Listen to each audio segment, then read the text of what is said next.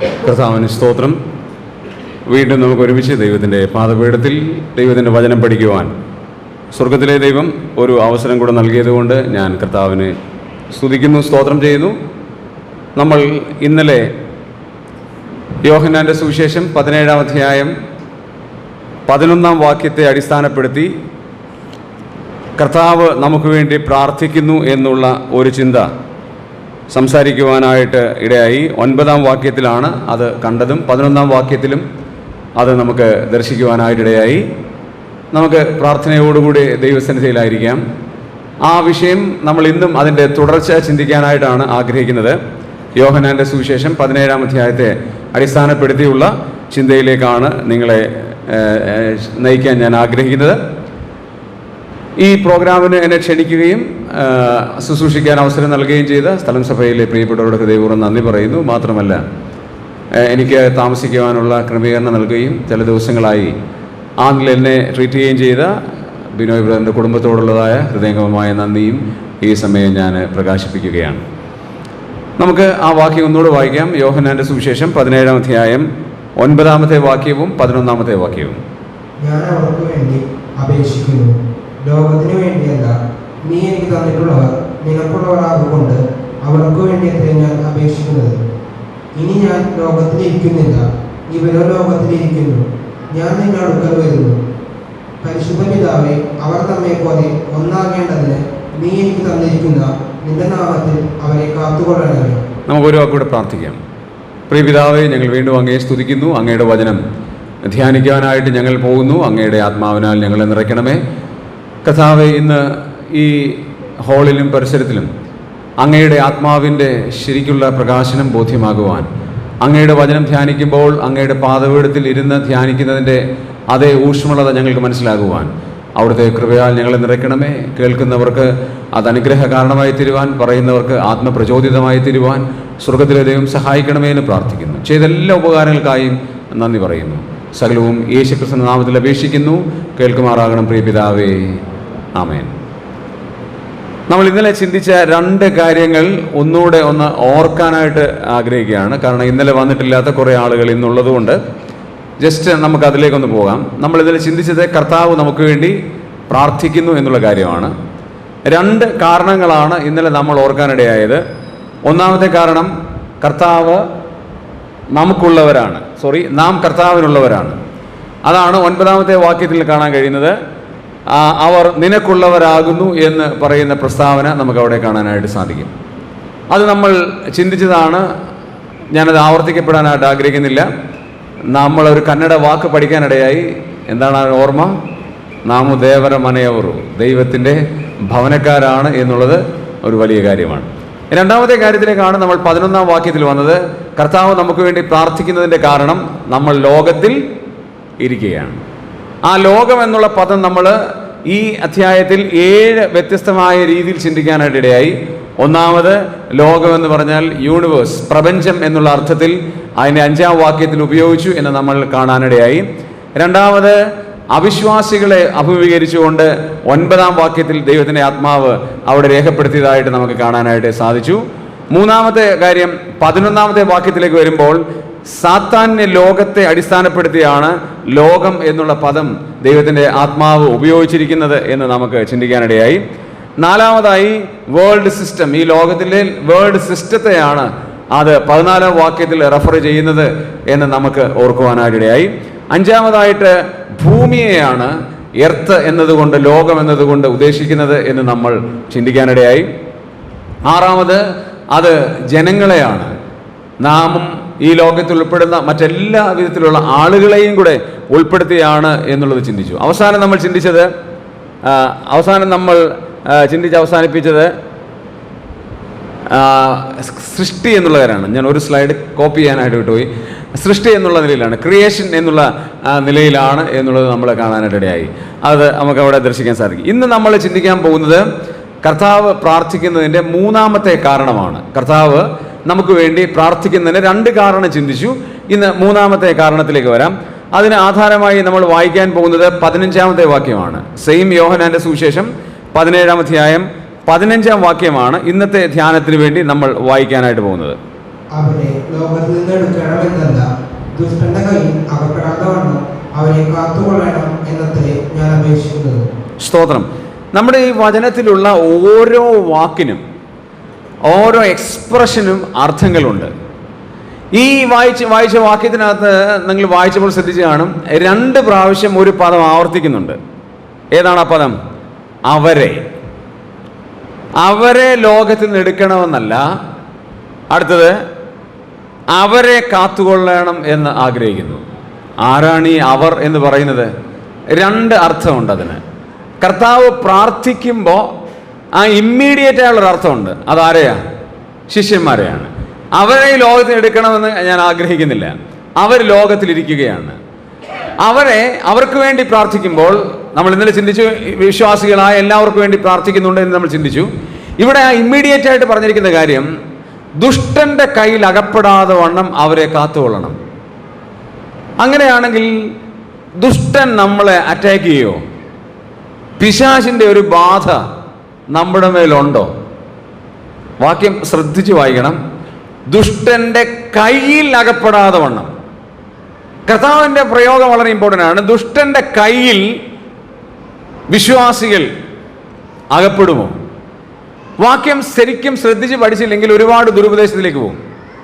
രക്ഷിക്കപ്പെട്ട ഒരു ദൈവ പൈതലിന്റെ ജീവിതത്തിനകത്ത് ഒരിക്കൽ പോലും പിശാച് പ്രവേശിക്കുകയില്ല. ഞാൻ ഒന്നുകൂടെ ആവർത്തിക്കാം.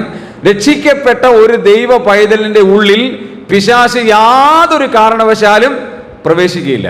പക്ഷേ പുറത്തു നിന്ന് പിശാചിന് എന്തു വേണമെങ്കിലും ചെയ്യാം. അതും ദൈവത്തിൻ്റെ പെർമിഷനോടുകൂടി മാത്രം. തെളിവ് നമുക്ക് ധാരാളമുണ്ട്. എളുപ്പം നമ്മുടെ മനസ്സിലേക്ക് ഓർമ്മ വരുന്ന തെളിവ് പഴയ നിയമ ഭക്തനായ ഇയ്യോബിൻ്റെ കാര്യമാണ്. പിശാച് ചോദിക്കുന്ന ചോദ്യമുണ്ട്. ആ ചോദ്യത്തിന് ദൈവം കൊടുക്കുന്ന ഉത്തരവുണ്ട്. അത് നമുക്ക് അറിയാവുന്ന കാര്യമാണ്. എന്താണ് ദൈവം പറഞ്ഞത്? അവനെ തൊട്ടോളൂ, പക്ഷെ പ്രാണനെ മാത്രം തൊടരുത്. അത് ദൈവത്തിൻ്റെ പ്രത്യേക കാര്യങ്ങൾ കൊണ്ടാണ്. രണ്ടാമത് പത്രോസിനോടുള്ള മതിൽ. നമുക്ക് വാക്യം അറിയാവുന്നതുകൊണ്ടാണ് ഞാൻ ആ ഭാഗം പറഞ്ഞു പോകുന്നത്. പത്രോസിനോടുള്ള മതിൽ കർത്താവ് പറയുന്നുണ്ട്, സാത്താൻ നിന്നെ കോതമ്പ് പോലെ പാറ്റേണ്ടതിന് അനുമതി ചോദിച്ചു. അതും പ്രത്യേകം അനുമതി ചോദിച്ചു എന്നാണ് പറയുന്നത്. അതായത് പെർമിഷൻ ചോദിച്ചു. ആരുടെ പെർമിഷൻ? കർത്താവിന് പെർമിഷൻ ചോദിച്ചു. കർത്താവ് എന്താ പറഞ്ഞേ? നിന്റെ വിശ്വാസം പോകാതിരിക്കാൻ ഞാൻ എന്ത് ചെയ്തില്ല? അനുവദിച്ചില്ല. അപ്പം ദുഷ്ടന്റെ കയ്യിൽ അകപ്പെടാനുള്ള എല്ലാ സാധ്യതകളും എവിടെയുണ്ട്? നമുക്കുണ്ട്. എന്താ കാരണം? പത്രോസ് പറയാണ്, അവൻ അലറുന്ന സിംഹം എന്ന പോലെ നമ്മളെ ഇങ്ങനെ നോക്കിക്കൊണ്ടിരിക്കുക. എങ്ങനെ നമ്മെ പിടിക്കുന്നത്? നമ്മൾ ബാലസംഘത്തിൽ ഒരു പാട്ട് പഠിച്ചിട്ടുണ്ട്. അലറുന്ന സിംഹം പോലെ പിശാച് നമ്മുടെ പുറകെ, ആരെ വിഴുങ്ങണമെന്ന് തിരഞ്ഞ് ചുറ്റി നടക്കുന്നു. അദ്ദേഹത്തിന് ആ സാത്താൻ എന്താണ്? വിഴുങ്ങാനേ പറ്റുള്ളൂ, കടിക്കാൻ പറ്റൂല. എന്നാ കാരണം? അമ്മച്ചിമാരോട് ചോദിച്ചാൽ അറിയാം. ഇറച്ചി കൊടുത്തു കഴിഞ്ഞാൽ അമ്മച്ചിമാരെന്ത് ചെയ്യും? ഇങ്ങനെ ചവയ്ക്കാൻ പല്ലില്ല. അതുകൊണ്ട് എന്ത് ചെയ്യാണ്? ഇങ്ങനെ അത് മോണയിലൊക്കെ ഇട്ട് ചവച്ച് ഏറ്റവും സ്മൂത്തായിട്ടാണെങ്കിൽ 2 കഷണം ഇറച്ചി, മട്ടൺ ആണെങ്കിലും ചിക്കൻ ആണെങ്കിലും ബീഫ് ആണെങ്കിലും എന്ത് ചെയ്യും? കഴിക്കും. കാരണം എന്നാ? പല്ലില്ല. പിശാച് വിഴുങ്ങാനേ പറ്റുള്ളൂ. കാരണം ദൈവം തമ്പുരാൻ ക്രൂശിൽ വെച്ച് കർത്താവായ യേശു ക്രിസ്തുവിൻ്റെ ക്രൂശ് മരണത്തിൽ അവൻ്റെ പല്ലൊക്കെ അടിച്ച് തകർത്ത് ഇനി നമ്മളെ കടിച്ച് ഉപദ്രവിക്കാൻ പറ്റത്തില്ല, വിഴുങ്ങാനേ പറ്റുള്ളൂ. ഇങ്ങനെ തപ്പി നടന്നുകൊണ്ടിരിക്കുക. അങ്ങനെ ദുഷ്ടന്റെ കയ്യിൽ നമ്മളെ അകപ്പെടാതെ വണ്ണം നമ്മളെ കാക്കണമെങ്കിൽ നമ്മൾ ചില അടിയന്തരമായ കാര്യങ്ങൾ ചെയ്തേ പറ്റുള്ളൂ. എന്താണെന്നറിയാമോ? നമ്മളെ ഇങ്ങനെ നോക്കിക്കൊണ്ടിരിക്കുകയാണ്. കാരണം ഈ ലോകത്തിൽ നമ്മളുള്ളത് പിശാച് ഇങ്ങനെ ഓരോ പോയിന്റ് ഇട്ട് നമ്മളെ നോക്കിക്കൊണ്ടിരിക്കുകയാണ്. നമ്മൾ ഈ പെന്തിക്കോസ്തുകാരുടെ തിയോളജിയെ നമ്മൾ എതിർക്കുന്ന തിയോളജിയാണ്. അപ്പം ഞാൻ ഇതിങ്ങനെ പറയാറുണ്ട്, നമുക്ക് റെസിസ്റ്റിംഗ് തിയോളജി ഉണ്ട് ചിലത്. അവർ പറയുന്നതിന് നമ്മൾ അംഗീകരിക്കാത്ത റെസിസ്റ്റിംഗ് തിയോളജി. അതൊന്നാണ് സ്തോത്രം നമ്മൾ പറയാറില്ല. മീൻസ് കേരളത്തിൽ പറയുന്നുണ്ടോ എന്ന് എനിക്ക് അറിയാം. ഇവിടെ പറയുന്നുണ്ട്. ഞങ്ങൾ ആന്ധ്രയിൽ പോയപ്പം, ആന്ധ്രയിൽ ഞങ്ങൾക്കൊരു വർക്കുണ്ട്. എല്ലാ മാസത്തിൻ്റെയും അവസാന 5 ദിവസം ഞങ്ങൾ ആന്ധ്രയിലും കർണാടകത്തിൻ്റെ ബോർഡറിൽ പോകും. അപ്പോൾ അവിടെ നിന്ന് ട്രാൻസ്ലേഷൻ ചെയ്യാൻ നിന്ന ഒരിടത്ത് ട്രാൻസ്ലേഷൻ നിൽക്കുകയാണ്. അപ്പം ഈ പ്രസംഗിക്കുന്ന ആൾ, ഞാനല്ല വേറൊരാൾ പ്രസംഗിച്ചപ്പോൾ അദ്ദേഹം പ്രൈസ് ദ ലോർഡ് ഹല്ലേലൂയ എന്ന് പറഞ്ഞു. ഈ ട്രാൻസ്ലേറ്റ് ചെയ്ത പുള്ളി പ്രൈസ് ദി ലോർഡ് എന്ന് മാത്രമേ പറഞ്ഞുള്ളൂ, ഹല്ലേലൂയ പറഞ്ഞില്ല. അപ്പോൾ ഈ പ്രസംഗിക്കുന്ന ആൾ വീണ്ടും പറയുന്നുണ്ട് പ്രൈസ് ദി ലോർഡ് ഹല്ലേലൂയ. ഉടനെ ആ ട്രാൻസ്ലേറ്റ് ചെയ്യുന്ന ആൾ praise the lord, praise the lord. അപ്പോൾ ഈ ഹല്ലേലൂയ എന്ന് പറഞ്ഞാൽ എല്ലാ ലാംഗ്വേജിലും സെയിം ആണല്ലോ, ഓൾമോസ്റ്റ് എല്ലാ ലാംഗ്വേജിലും സെയിം വേർഡിങ്സാണ്. അപ്പോൾ ഇത് പറയാത്തപ്പം ഇദ്ദേഹത്തിന് മനസ്സിലായി എന്താ ഈ പറയാത്തേ. ഉടനെ ചോദിച്ചു, നീ എന്താണ് താങ്കൾ ഈ ഹല്ലേലൂയ പറയാത്തേ? ഉടനെ പറഞ്ഞു, ആന്ധ്രയിലുള്ള ബ്രദറുകാരായി ഞങ്ങൾ ഹല്ലേലൂയ പറയാറില്ലെന്ന് പറഞ്ഞു. ഞെട്ടിപ്പോയി. ഇത് ഞാനുള്ള സദസ്സിൽ നടന്ന കാര്യമായി പറയുന്നത്. കന്നഡത്തിൻ്റെ ബോർഡറിലാണ്. ഞങ്ങളിവിടെ ഇത് പറയില്ല, ഈ ഹല്ലേലൂയ പറയില്ല എന്ന് പറഞ്ഞു. ഉടനെ അദ്ദേഹത്തോട് പിന്നെ ഹല്ലേലൂയ എന്ന് പറഞ്ഞ അർത്ഥം എന്താണ് എന്നൊക്കെ ദൈവശാസ്ത്രപരമായിട്ട് വിശദീകരിക്കേണ്ടി വന്നു. എന്ന് വെച്ചാൽ നമ്മൾ റെസിസ്റ്റിംഗ് തിയോളജിയാണ്. അവർ പറയുന്നത് കൊണ്ട് നമ്മൾ അതിനകത്ത് വേണ്ട. ആരെങ്കിലും നമ്മുടെ സഭയിൽ നിന്ന് ഉറക്കെ ഒരു ഹല്ലേലൂയ പറഞ്ഞാൽ നമ്മളെല്ലാവരും അതിശയപൂർവ്വം അദ്ദേഹത്തിലേക്ക് തിരിഞ്ഞു നോക്കും, ആരാടാവോ ഇവിടെ വന്നിരിക്കുന്ന ആൾ എന്ന്. കാരണം അദ്ദേഹം സന്തോഷത്തിലാണ് പറയുന്നെങ്കിലും അത് നമുക്ക് അങ്ങോട്ട് ഉൾക്കൊള്ളാൻ പറ്റത്തില്ല. കാരണം നമ്മൾ റെസിസ്റ്റിംഗ് തിയോളജിയുടെ ആളുകളാണ്. പിശാച് അവൻ്റെ സർവ്വ ബലത്തോടും കൂടെയാണ് ഓരോ വിശ്വാസിയുടെ അടുത്ത് വരുന്നത്. സർവ്വ പവറോടും കൂടിയാണ്. ഒരാൾ രക്ഷയിലേക്ക് നയിക്കാനായിട്ട് നമ്മൾ ഒരു സുവിശേഷം പറയുമ്പോൾ ആ സുവിശേഷം കേൾക്കാതിരിക്കാനായിട്ട് 2 കൊരിന്ത്യർ 4:5 പറയുന്നുണ്ട്, ഈ ലോകത്തിൻ്റെ ദൈവം അവിശ്വാസികളുടെ കണ്ണ് കുരുടാക്കി. ഇനി കുരുടാക്കിയെന്ന് മാത്രമല്ല, ഗോസ്പൽ ഷെയർ ചെയ്യാൻ പോലും അവസരം ദൈവം എന്ത് ചെയ്യില്ല, പിശാച് ഈ ലോകത്തിൻ്റെ ദൈവം സമ്മതിക്കത്തില്ല. അത്രയ്ക്കാണ്. കാരണം ലോകത്തിൽ നമ്മളെ ഇങ്ങനെ പിശാച് ഓരോ നിമിഷം നോക്കിക്കൊണ്ടിരിക്കുക. നമ്മളെ എവിടെയാണ് വിഴുങ്ങാനായിട്ട് പറ്റുന്നത് എന്ന് വിചാരിച്ച് നോക്കുക. അതുകൊണ്ട് പിശാച് എന്ത് ചെയ്യാന്നറിയാമോ, ഒരു മെത്തേഡുണ്ട് പിശാചിൻ്റെ മെത്തേഡ്. ആ മെത്തേഡ് ഉൽപ്പത്തി മുതൽ ഇങ്ങേ കാലഘട്ടം വരെ സെയിം മെത്തേഡാണ് ഉപയോഗിച്ചുകൊണ്ടിരിക്കുന്നത്. ആ മെത്തേഡ് നമുക്കറിയാം. അതിൻ്റെ പ്രലോഭനത്തിൻ്റെ 3 ഘടകങ്ങൾ യോഹന്നാൻ്റെ 1-ാം ലേഖനത്തിൽ പറയുന്നുണ്ട്. അതിങ്ങനെയാണ് പറയുന്നത്: ലോകം, ജഡം, പിശാച്. ഞാൻ അതിൻ്റെ ടൈപ്പ് ചെയ്തുകൊണ്ട് വന്നത് ഇങ്ങനെയാണ്. ബൈബിളിലെ ഓർഡർ എങ്ങനെയാണെന്നറിയോ? ഞാൻ ഈ ടൈപ്പ് ചെയ്തത് കറക്റ്റാണോ? മോനൊന്ന് വായിച്ചേ. 1 യോഹന്നാൻ 2:15 മുതലുള്ള വാക്യങ്ങൾ വായിച്ചേ. അങ്ങനെ തന്നെയാണോ നോക്കാം. ലോകത്തെയും ലോകത്തിലുള്ളതിനെയും സ്നേഹിക്കരുത്. ഒരുവൻ ലോകത്തെ സ്നേഹിക്കുന്നുവെങ്കിൽ അവനിൽ പിതാവിന്റെ സ്നേഹമില്ല. ജഡമോഹം, കൺമോഹം, ജീവനത്തിന്റെ പ്രതാപം, ഇങ്ങനെ ലോകത്തിലുള്ളതെല്ലാം പിതാവിൽ നിന്നല്ല ലോകത്തിൽ നിന്നത്രേ ആകുന്നു. അപ്പൊ ഞാൻ ടൈപ്പ് ചെയ്തത് ശരിയാണോ? ബൈബിളിൽ കൊടുത്തിരിക്കുന്ന ഓർഡർ പ്രകാരം പറ. അല്ല, ആദ്യം വരേണ്ടത് ഏതാ? ജഡമാണ്. പക്ഷെ ഞാൻ പർപ്പസ്ഫുള്ളി ലോകം കൊണ്ടുവന്നതിന് കാരണം, നിങ്ങൾ ആരെങ്കിലും അങ്ങനെ ബ്രദറെ അത് തെറ്റാണല്ലോ എന്ന് പറഞ്ഞാൽ അതിനുവേണ്ടിയാണ് ഇത് വായിപ്പിക്കുകയും കൂടി ചെയ്തത്. ഞാനിത് പറയാൻ കാരണം ലോകത്തെക്കുറിച്ചുള്ള കാര്യങ്ങൾ പറഞ്ഞുകൊണ്ടിരിക്കുന്നത് കൊണ്ടാണ് ഞാൻ ആദ്യം ലോകം ടൈപ്പ് ചെയ്തത്, അല്ലാതെ ബൈബിളിലെ ഓർഡർ തെറ്റ് ചെയ്തതല്ല. പ്രീട്ടിയോ പറഞ്ഞതിൻ്റെ അർത്ഥം മനസ്സിലായി? അതിനുവേണ്ടിയാണ്. ലോകം നമ്മൾ ചിന്തിച്ച് കഴിഞ്ഞതാണ്, അതിലേക്ക് ഞാൻ പോകുന്നില്ല. ലോകത്തിലേക്ക് ഞാൻ ഇപ്പോൾ പോകുന്നില്ല. രണ്ടാമത്തെ കാര്യം, നമ്മളെ അട്രാക്ട് ചെയ്യുന്ന ഏറ്റവും വലിയ കാര്യമാണ് ജഡം എന്ന് പറയുന്ന കാര്യം. ജഡം ജഡം എന്ത് ചെയ്യുന്നറിയാമോ? അറ്റാക്ക് ചെയ്യും. എന്നാൽ ഞാൻ അടുത്ത പ്രാവശ്യം ടൈപ്പ് ചെയ്തപ്പോൾ എന്ത് ചെയ്യുന്നറിയാമോ? ജഡമോഹം, കൺമോഹം, ജീവനത്തിൻ്റെ പ്രതാപം എന്ന് തന്നെ ടൈപ്പ് ചെയ്തു. ഇതിനെക്കുറിച്ച് ഞാൻ കൂടുതൽ പറയാൻ ആഗ്രഹിക്കുന്നില്ല. കാരണം എന്നറിയോ? ധാരാളം നിങ്ങൾ കേട്ടിട്ടുണ്ട്. അതുകൊണ്ട് ഞാൻ ഇതിനെക്കുറിച്ച് ഒന്നും പറയാൻ ആഗ്രഹിക്കുന്നില്ല. പക്ഷേ ഇത് കഴിഞ്ഞിട്ട് ചില കാര്യങ്ങൾ ഞാൻ പറയാനായിട്ട് ആഗ്രഹിക്കുകയാണ്. നമ്മുടെ ജീവിതത്തിൽ ഏറ്റവും കൂടുതൽ പാപത്തിലേക്ക് നമ്മളെ നയിക്കുന്ന ഒരു അവയവം നമ്മുടെ ശരീരത്തിലുണ്ട്. അതിനെക്കുറിച്ച് മാത്രമേ ഞാൻ പറയാൻ ആഗ്രഹിക്കുന്നുള്ളൂ. പിശാച് ഏറ്റവും കൂടുതൽ നമ്മളെ വശീകരിക്കുന്ന ഒരു അവയവമുണ്ട്. ഏതാണ്? കണ്ണ്. ഭയങ്കര പ്രശ്നമാണ് ഈ കണ്ണ്. ബൈബിളിൽ മത്തായി സുവിശേഷം 6-ാം അധ്യായം 22-ാം വാക്യം ഒന്ന് വായിക്കാം. മാത്യു 6:22. ശരീരത്തിന്റെ വിളക്ക് കണ്ണാകുന്നു. നിർത്തി വായിക്കാം മോനെ. ശരീരത്തിന്റെ വിളക്ക് കണ്ണാകുന്നു. കണ്ണ് ചൊവ്വുള്ളതെങ്കിൽ നിന്റെ ശരീരം മുഴുവനും പ്രകാശിതമായിരിക്കും. ശ്രദ്ധിച്ച് നമുക്ക് വായിക്കാം. കണ്ണ് ചൊവ്വുള്ളതാണെങ്കിൽ ശരീരം മുഴുവനും പ്രകാശിതമായിരിക്കും. ഇപ്പം നമ്മൾ സാധാരണഗതിയിൽ ഒരാളെ കാണുമ്പം, പ്രത്യേകിച്ച് സ്ത്രീകളാണത് പറയുന്നത്, അദ്ദേഹത്തിൻ്റെ നോട്ടം അത്ര ശരിയല്ല. സ്ത്രീകൾ അത് കൂടുതൽ പറയുന്നത്. പുരുഷന്മാരങ്ങനെ ചിന്തിക്കാറൊന്നുമില്ല, കാരണം നോക്കിയാലും നോക്കിയില്ലെങ്കിലും അവരത്ര അത് വലിയ കെയർ ചെയ്തില്ല. പക്ഷെ സ്ത്രീകൾ അങ്ങനെയല്ല. സ്ത്രീകൾ എന്ത് ചെയ്തില്ല, അവർക്ക് ദൈവം കൊടുത്ത അമൂല്യമായൊരു കഴിവാണ്. അവരുടെ റെറ്റിനെക്കുറിച്ചുള്ള കാര്യങ്ങളൊക്കെ ഡോക്ടർ സാർ അതിൽ വിശദമായിട്ട് പറയും. എനിക്ക് അത്രയും തിയററ്റിക്കലി പറയാറില്ല. നമ്മുടെ റെറ്റിനെയും അവരുടെ റെറ്റിനെയും തമ്മിൽ ഭയങ്കര വ്യത്യാസങ്ങളുണ്ട്. അത് ഞാൻ പഠിച്ച തിയറി പറയുന്നു, അദ്ദേഹം അതിൻ്റെ പ്രാക്ടിക്കൽ തിയറി അത്രയും വ്യത്യാസമുള്ളൂ. അത്രയ്ക്ക് ഡിഫറൻസ് ആണ് സ്ത്രീകളുടെ റെറ്റിനെ. അതുകൊണ്ടാണ് സ്ത്രീകൾക്ക് എത്ര കളർ അറിയാമെന്നറിയാം. പച്ച തന്നെ എത്ര ഉണ്ട്? തത്തപ്പച്ച, ബോട്ടിൽ പച്ച, പയറ് പച്ച, വാഴയില പച്ച, തത്തപ്പച്ച എന്ന് വേണ്ട സർവത്ര പച്ചയാണ്. നമുക്കാകെപ്പാട് അറിയാവുന്ന ഒരു ഒറ്റ പച്ചയേ ഉള്ളൂ, സാധാരണ ഒറ്റ പച്ച. ഇവർക്ക് ഇഷ്ടം പോലെ പച്ച. ഇത് നീല നോക്കിയാലോ, എന്നാ നീല, ആകാശ നീല, ആ നീല, ഈ നീല എന്ന് പറഞ്ഞ് വേണ്ട, നീലകൾ തന്നെ ഒരെണ്ണമുണ്ട്. നമുക്കാകെപ്പാടെ അറിയാവുന്ന കളർ ഇത്രയേ ഉള്ളൂ. ഈ കണ്ണ് ഈ സഹോദരിമാർക്കും സഹോദരന്മാർക്കും ദൈവം പ്രദാനം ചെയ്തപ്പോൾ ഡിഫറെൻറ്റ് പെർസ്പെക്റ്റീവിലാണ് കൊടുത്തത്. പക്ഷെ എല്ലാവർക്കും തുല്യമായൊരു കാര്യമുണ്ട്. എന്നറിയോ? ഈ കണ്ണുകൊണ്ടാണ് ഏറ്റവും കൂടുതൽ മോഹം എവിടേക്ക് വരുന്നത്? ഹൃദയത്തിലേക്ക് വരുന്നത്. അത് വന്നു കഴിയുമ്പോൾ എന്ത് സംഭവിക്കും?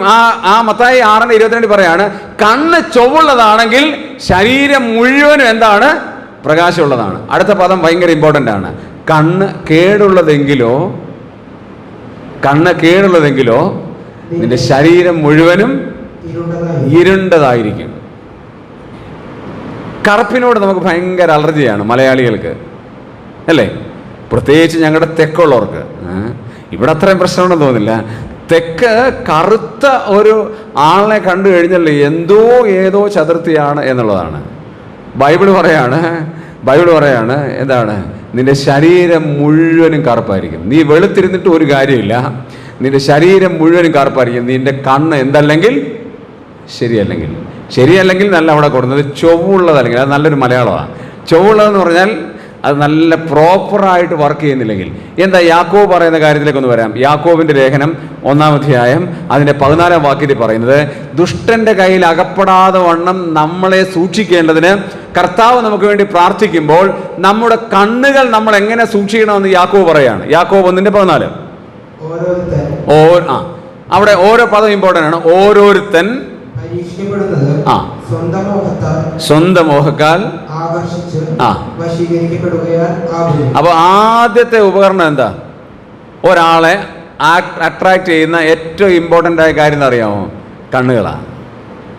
നമുക്ക് മുമ്പിൽ കാണുന്ന കാഴ്ചകളെ നമ്മൾ ഏറ്റവും ഭംഗിയായി വീക്ഷിക്കുന്ന ആളുകളാണ് നമ്മളെല്ലാവരും. പക്ഷെ എന്നാ പ്രശ്നം എന്നറിയാമോ? പാപം വരുന്ന വഴി എങ്ങനെയാണെന്നറിയാമോ? അവിടെ അതിൻ്റെ സിസ്റ്റം കൊടുത്തിട്ടുണ്ട്, അതിൻ്റെ സ്റ്റെപ്പ് കൊടുത്തിട്ടുണ്ട്. എന്താണ്? കണ്ണ് കാണും, അതെവിടേക്ക് വരും? ഹൃദയത്തിലേക്ക് വരും. ഹൃദയം എന്താകും? മോഹത്തിലേക്ക് വരും. മോഹം എന്ത് ചെയ്യും? ഗർഭം ധരിക്കും. ഗർഭം ധരിച്ച് പാപത്തെ എന്ത് ചെയ്യും? പ്രസവിക്കും. ഇത് ഒരു ദിവസം കൊണ്ടുണ്ടായ സംഭവമാണോ? ഒരു പാപം ഉണ്ടാകുന്നത് ഒറ്റ ദിവസം കൊണ്ട് സംഭവിക്കുന്ന കാര്യമാണോ? അല്ല. പാപത്തിന് എന്തുണ്ട്?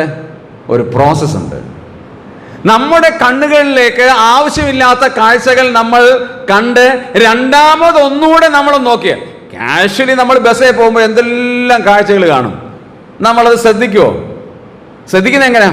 ഒന്നുകൂടെ തിരിഞ്ഞു നോക്കുക. അപ്പം അർത്ഥം എന്താ? നമ്മുടെ കണ്ണിൽ എന്തോ ഒന്നുടക്കി, അപ്പം നമ്മൾ ഒന്നുകൂടെ ഒന്ന് ശ്രദ്ധിക്കുക. അങ്ങനെ ഉടക്കുന്ന കാര്യങ്ങൾ നമ്മൾ നമ്മുടെ ഉള്ളിലേക്ക് പ്രവേശിക്കപ്പെടുകയാണ്. അങ്ങനെ പ്രവേശിച്ച് കുറേ നാൾ അവിടെ കിടന്ന് അത് മോഹമായി വരും. മോഹം ഗർഭം ധരിക്കും, അത് പാപത്തെ പ്രസവിക്കും. അതുകൊണ്ടാണ് കർത്താവ് പറഞ്ഞത്, നിങ്ങളുടെ കണ്ണ് ചൊവ്വുള്ളതെങ്കിൽ എന്തായിരിക്കും? ശരീരം മുഴുവനും പ്രകാശിതമായിരിക്കും. അപ്പോൾ ദുഷ്ടന്റെ കയ്യിൽ അകപ്പെടാതെ വണ്ണം, ദുഷ്ടൻ നമ്മളെ ഏറ്റവും അധികം ഉപയോഗിക്കുന്ന ഒരു ശരീരത്തിന്റെ അവയവമാണ് കണ്ണ്. അത് നമ്മൾ കൃത്യമായി പാലിക്കപ്പെട്ടില്ലെങ്കിൽ ധാരാളം പ്രശ്നങ്ങളിലേക്ക് നമ്മൾ ചെന്ന് അപകടത്തെ വിടും. ഇതിൽ വിജയിച്ച കുറെ ആളുകളുണ്ട്. ഇയ്യോബ് എന്താ പറയുന്നറിയാം? 31-ാം അധ്യായം 1-ാം വാക്യം വായിക്കണ്ട, ഞാൻ പറഞ്ഞു വിടാം. ഞാൻ എൻ്റെ കണ്ണുമായി ഒരു നിയമം ചെയ്തു, പിന്നീട് ഒരു കന്യകയെ നോക്കുന്നത് എങ്ങനെ? അതിൻ്റെ ഫ്രേസ് തിരിച്ചാണെങ്കിലും ഞാൻ ആ വാക്യത്തിന് സമ്മറി പറയാൻ വേണ്ടി അങ്ങനെ പറഞ്ഞു എന്നുള്ളത് മാത്രമേ ഉള്ളൂ. കാരണം കണ്ണുമായി നിയമം ചെയ്തു. നമ്മുടെ കണ്ണുമായിട്ട് നമുക്കൊരു നിയമമുണ്ടോ? ആവശ്യമില്ലാത്തത് ഞാൻ കാണൂല, അങ്ങനെ നിയമമുണ്ടോ? പത്രോസ് എന്താ പറയുന്നറിയോ? പത്രോസ് അതിനെക്കുറിച്ച് അതൊന്ന് വായിക്കാം, ആ ഭാഗം ഒന്ന് വായിക്കാം. അത് വളരെ ഇൻട്രസ്റ്റിംഗ് ആയ ഒരു ഭാഗമാണ്.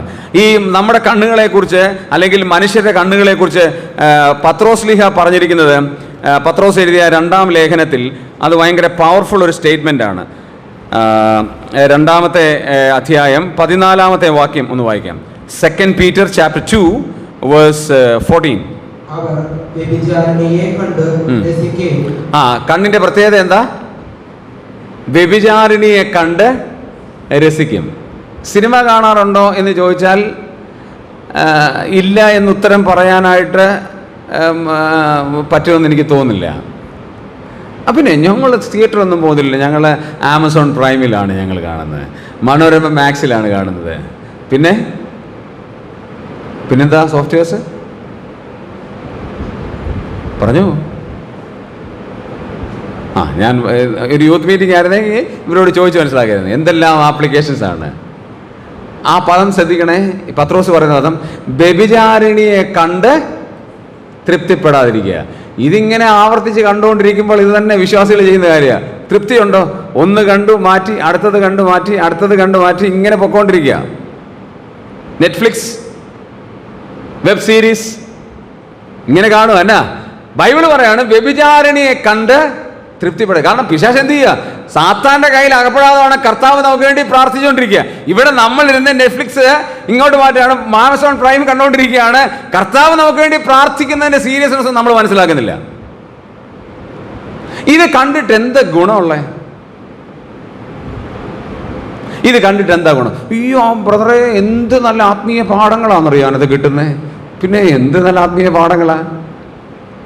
ഞാനതിനെ ഇങ്ങനെ ഒന്ന് വിശദീകരിക്കട്ടെ.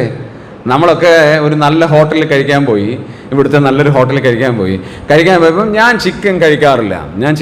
അപ്പം ചിക്കൻ ഫ്രൈ പറഞ്ഞു. ചിക്കൻ ഫ്രൈ ആ സൈഡിൽ ഇരിപ്പുണ്ട്. ഞാൻ കഴിച്ചില്ല. ഞങ്ങളെല്ലാം കൂടെ കഴിച്ച്.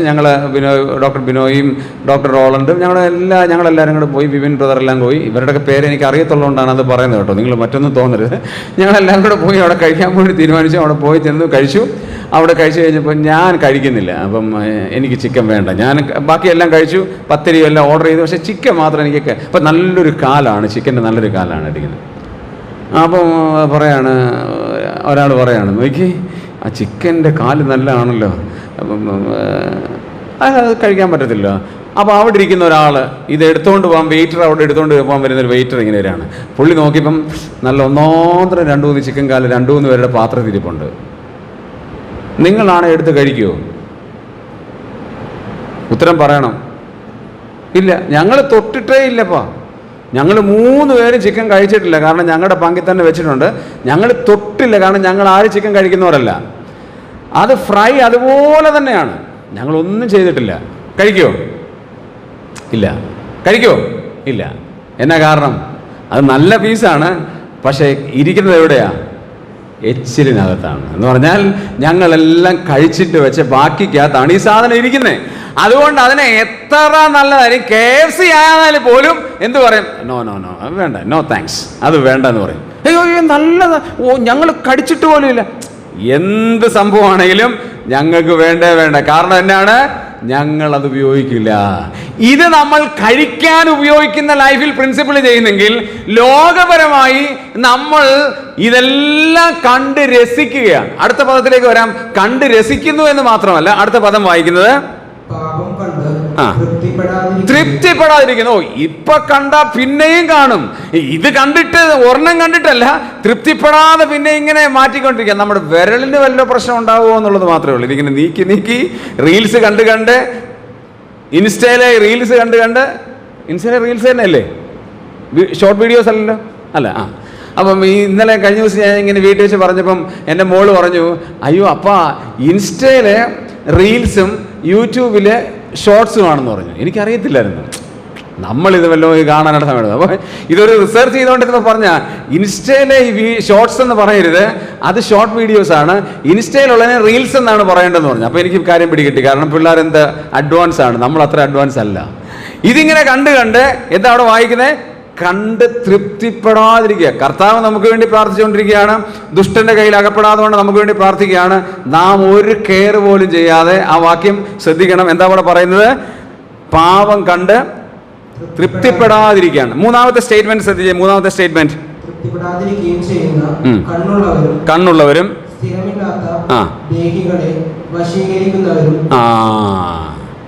അത് ഞാൻ വിശദീകരിക്കുന്നില്ല, കാരണം കൊച്ചു പിള്ളേരൊക്കെ ഇവിടെ ഇരിപ്പുണ്ട്. ഞാൻ അതിനെ സ്കിപ്പ് ചെയ്യുകയാണ്. അടുത്ത വാക്യം വായിച്ചേ. അടുത്ത വാക്യം. ദിവ്യാഗ്രഹത്തിൽ ആ. അഭ്യാസം തികഞ്ഞ ആ. ഹൃദയമുള്ളവരുമായ ആ. ശാപയോഗ്യന്മാർ. എന്താ അവിടെ വായിക്കുന്നത്? ആ അവസാനത്തെ വാക്ക് മാത്രം മതി. അവരെന്താ വിളിച്ചിരിക്കുന്നത്?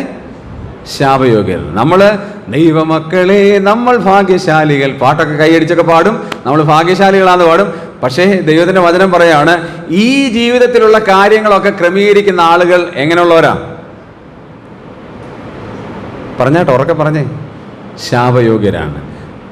വ്യഭിചാരിണിയെ കണ്ട് തൃപ്തിപ്പെടാതെ അതിനിടെ വീണ്ടും വീണ്ടും അതിനെ കണ്ടുകൊണ്ടിരിക്കുന്ന, ബാക്കിയുള്ള പ്രയോഗങ്ങൾ നിങ്ങളുടെ ഇംഗ്ലീഷ് ബൈബിളിലും മറ്റ് വേർഷനിലും വായിച്ചു നോക്കണം. ആ ദൈവത്തിൻ്റെ വചനം പറഞ്ഞ തീവ്രത എത്രമാത്രമാണെന്ന്. ഇതിങ്ങനെ ചെയ്തുകൊണ്ടിരിക്കുകയാണ്. ഈ ടെംപ്റ്റേഷന് ഏജിന് ലിമിറ്റ് ഒന്നുമില്ല. ഞാൻ ഇന്നലെ ഒരാളുടെ കാര്യം പറഞ്ഞല്ലോ, വയസ്സ് എത്ര ഉണ്ടെന്ന് ഓർമ്മയുണ്ടല്ലോ? 63, 63 വയസ്സുള്ള ആൾക്കാർ. ഇതിന് ഏജ് ലിമിറ്റ് ഇല്ല. യോസഫിന് എത്ര വയസ്സുള്ളപ്പോഴായിരുന്നു?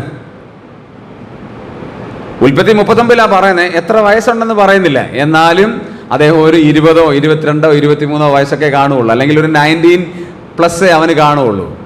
പ്രലോഭനം വന്നതിന് സമയമൊന്നുമില്ല.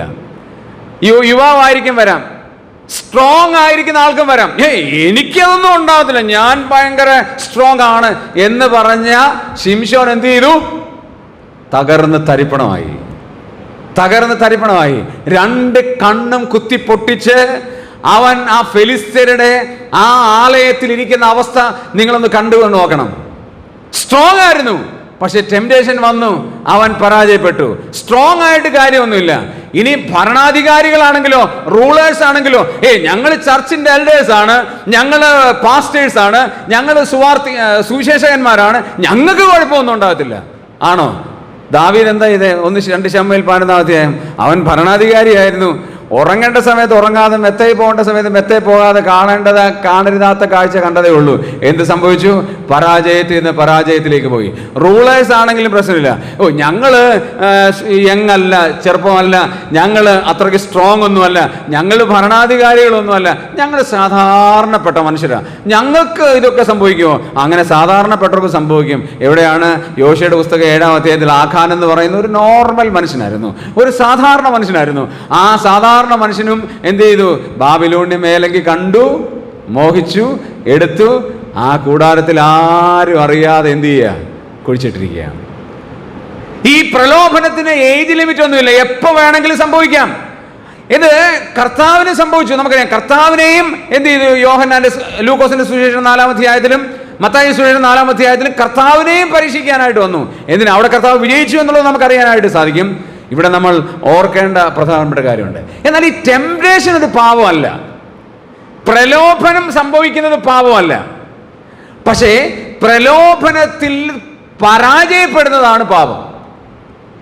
പ്രലോഭനം തന്നെ പാപമല്ല, ആർക്ക് സംഭവിക്കാം. പക്ഷേ പ്രലോഭനത്തിൽ നമ്മൾ വീഴുന്നതാണ് പാപം. അതെങ്ങനെയാണ് വരുന്നതെന്ന് അറിയാമോ? 1ാമത്തെ സ്റ്റെപ്പ് എന്ന് പറയുന്നത് ആഗ്രഹം ഉണ്ടാകും, ഓപ്പർച്യൂണിറ്റി ഉണ്ടാകും, ഈക്വൽസ് ടെംപ്റ്റേഷൻ. ഓപ്പർച്യൂണിറ്റി ഉണ്ട്, നമുക്ക് ഒരുപക്ഷെ ആഗ്രഹമുണ്ട്, അതാണ് ഫസ്റ്റ് സ്റ്റെപ്പ്.